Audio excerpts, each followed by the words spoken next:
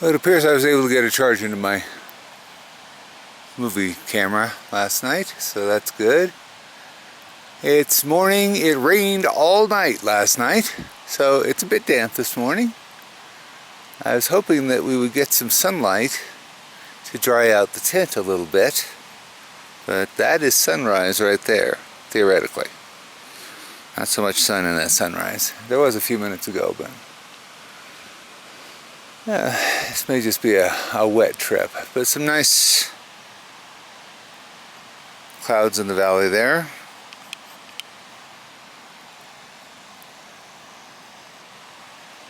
Much of that you can see. There we go.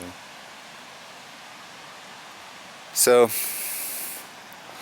this is the tent right now.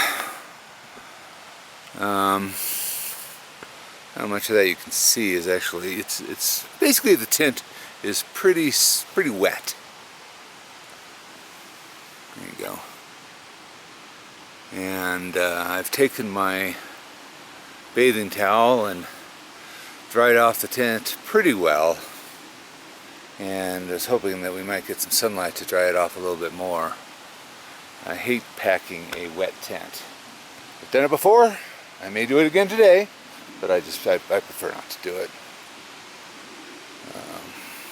Yeah, it was a nice night though. I figured out a better way of sleeping. Better, a little bit more comfortable for my shoulders and stuff. So I had a relatively restful night, for considering it was the first night out on the trail. Here is, let's see if I can get a reasonable view here. I can't really get where we came from, sort of I can. Those posts right down there are part of where we came through. And then we're going to be crossing over this creek and headed up that way. Planning on maybe 14 miles today. Want to get up over the pass, I think it's Tennessee Pass. I'll look it up a little bit later. And get over that by noon, although it's almost 9 o'clock now. Been sort of fiddle-farting around waiting for the sun to come out. Alright. Had a little bit of sunshine here. You can see the fog in the valley is dissipating. It's not gone yet. Right now it's cloudy towards the sun right there, but we have had a little bit of sunshine, enough that I put my solar panel out to catch a few rays. The tent has substantially dried out, so I'm gonna pack it up. The pack's already all done, and I've eaten breakfast. The dog's eaten breakfast. I think I'm trying to decide what I'm going to do. I've got two campsites in mind. One is at mile 16.5, which is about 11 miles from here, by a creek again, or if I feel ambitious, there's one at about 15 miles out, at mile 20.1 of section 8. I should put this on a prettier view while I'm talking. Yeah, I was sort of a slow hiker yesterday. I don't know why. I just had no energy, and it was a long, slow climb. It was 5 miles of 5% grade, but 5% grade shouldn't be all that big of a deal anymore. But it's been a while since I've been on the trail too, so who knows. Hopefully today will be a little bit better. I got a lot of calories in me last night and this morning, so that'll help. One thing I forgot to mention when I was talking earlier is I was serenaded to sleep last night by bull elk bugling, which was kind of neat. I was a little too sleepy to actually make a recording, but I will find a public domain one and stick it in behind my voice here.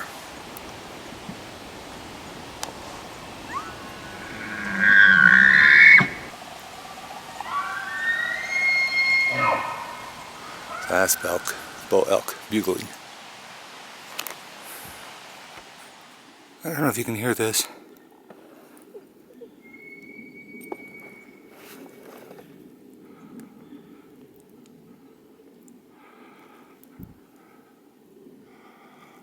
Oh, I see elk nearby.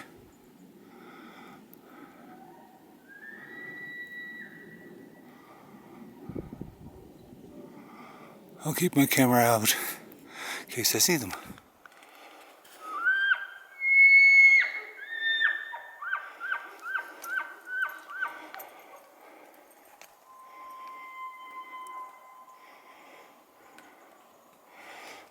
guy is, but he must be close.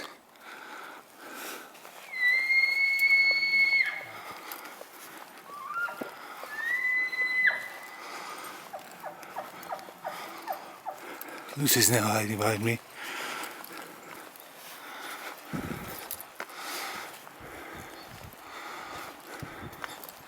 Oh, is that you making the noise? Okay. It's a hunter. The hunter making the noise.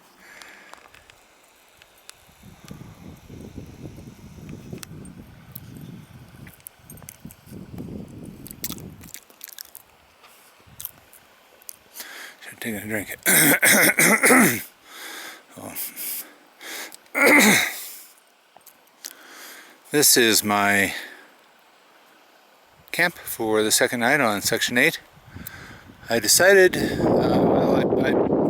had the problem with the wet tent this morning, and I chose to try to get it dried out, which I did a pretty good job of. Unfortunately, it put me on the trail about 10:30, and for whatever reason, I was having a really slow pace. May have had to do with the steep incline I was going up. I looked at the continuation of the incline. I was going to continue to climb until I got to the top of Kokomo Pass, actually a ridge nearby, Elk Ridge I think it is. But I was going to be at Kokomo Pass at about 3 o'clock in the afternoon. And that's just distinctly a bad idea around here. It's a great way to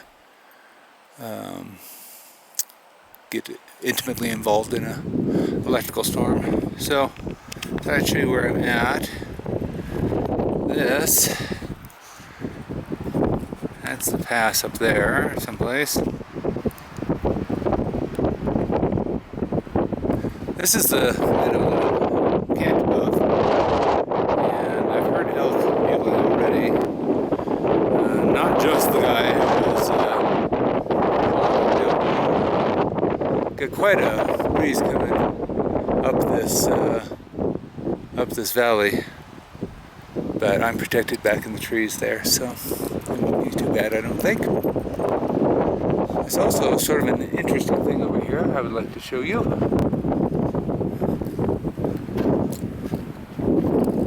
Walking through the woods after I pitched my tent, which is, I guess I was walking through the woods before I pitched my tent. I was looking for a rock to pound stakes in. Believe it or not, even though we're in the Rocky Mountains, finding the right kind of rock to pound your stakes in can sometimes be a little bit of a challenge.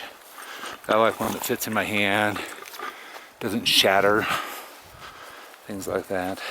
So I was wandering back here through the woods. These are established campsites. There's oh boy, at least 3 that I've seen fire rings back in here. And some nice level camping. Mine's a nice level spot.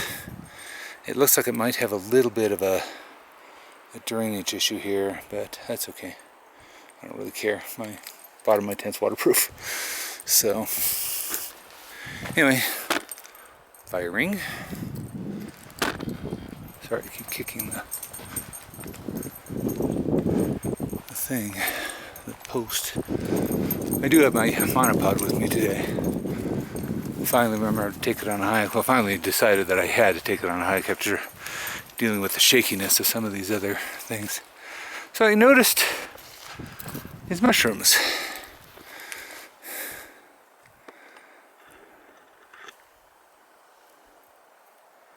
Go there by Lucy. Where the hell are they? They're there.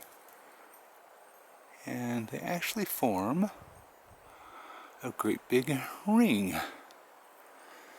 Which, I mean, it even, if you go back here, even here back behind this tree, they're still in this ring. It's part of the larger ring. The only place that the ring is broken really is over here where it comes close to a highly traveled area, or more highly traveled area. So it's sort of curious. Makes one wonder what would cause that type of formation. It's certainly a pattern. I don't know if it's a meaningful pattern or not, but it's certainly a pattern. So here's some of the other, step over the fairy ring, other campsites back in here. This is another fire ring. And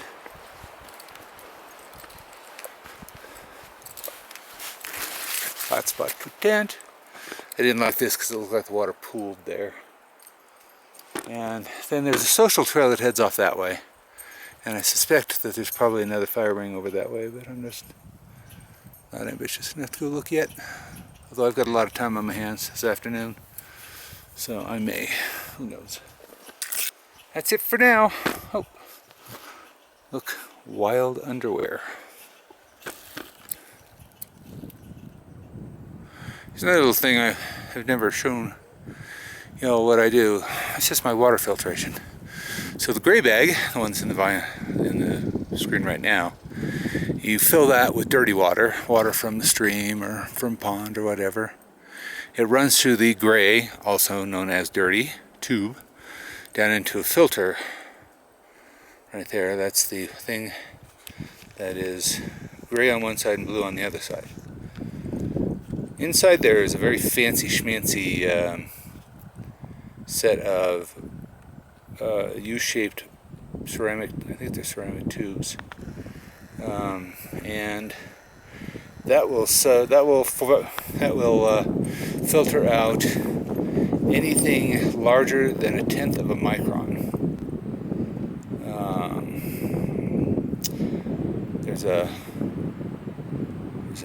There's a thing about how big a micron is related to the period in a sentence. I'll stick that right there when I get home and tell you what it is. But 1/10 of a micron is really, really small. So it kills. It blocks all bacteria, all protozoa, all amoeba, all cysts. About the only thing it doesn't block is viruses, and I suppose prions, but nothing blocks prions. And we don't really have virus problems here in the Rockies, so I don't particularly worry about. If you really want to kill the viruses, you get the ultraviolet light treatment, and supposedly that kills that, but you can only treat 1 liter at a time. This is 3 liters. The ending bag, the blue bag, blue for clean water, is you can drink right out of that. It's kind of nice. So actually, that right there is about how much I drink in camp every night, just to keep myself hydrated, which is 3 liters. I mix it up with a sugar-free lemon drink and put it in smaller bottles, and that's how I eat with my pemmican, and also just have it in the tent to wet my whistle during the night. Another little bit of information for y'all. I know you're fascinated. Coming to realize there's a lot of things that I haven't really told you about the details of camping. This is my tent. So this is what's called a tarp tent. It doesn't actually meet the ground. If you see here, there's a sizable gap there. So the outside, the greenish colored stuff, is really just sort of a rain fly. It doesn't really, it keeps the rain out, I guess, but it leaks. It is not waterproof by any means. The poles for the tent are my hiking poles. So there's the handle down there, and if this focuses right, I don't know what it's seeing. Up there it goes into a special grommet as part of the tent. Inside there is a bug enclosure. And the stitching on the bug enclosure is where Smokey decided he was going to go through the tent rather than wait for me to open the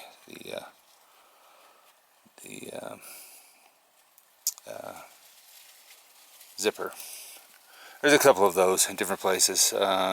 It's been for different reasons. One time he was afraid of lightning and tried to get in the tent before it opened it. And another time he saw something interesting outside and just decided to go through the wall. So, but it's a plenty big space. 2 people can sleep in this. Will and I have slept in this before easily, along with 2 dogs. I'm actually seriously considering getting the one-man tent.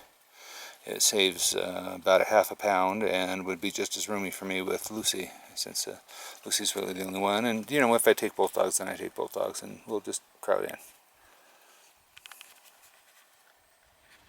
We've been here about an hour, or so, I would guess. And I think the decision was the right one. The sky is completely clouded in now. And I was looking at the barometer on my GPS, and it's rapidly, well, with me sitting still, I'm rapidly climbing in altitude, which means the barometer is dropping. And barometer dropping means the storm's moving in. So, probably just as well when we stopped. It's also a little chilly, but that's fixable. I wanted to point out that this area, maybe I'll walk down here a little bit and show you. Back on the trail.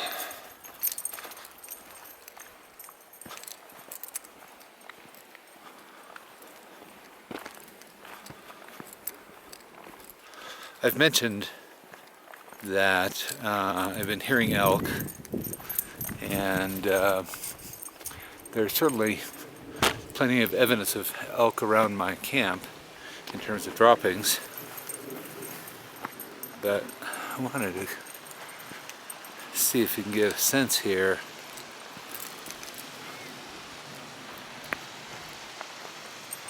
I may not be able to get to that point,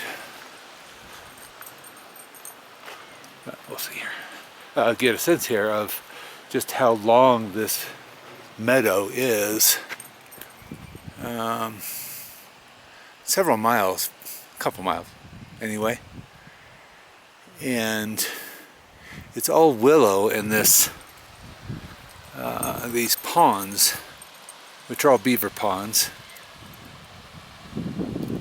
Amazingly good elk habitat. For that matter, it'd be great moose habitat too, but I haven't seen any indications of moose.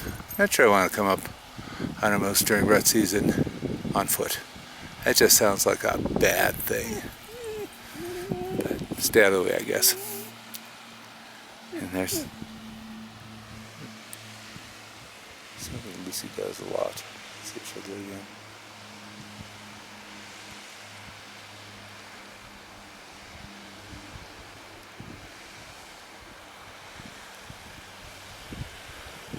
She whines. She sits and whines. I have no idea what she's whining about. Sometimes it's people on the trail that she's sensing that I haven't quite figured out. Hello, baby. Lucy. Yes, pretty face. Your pretty face. But sometimes I just have no idea why she's whining at all. Anyway, that's probably my climb tomorrow.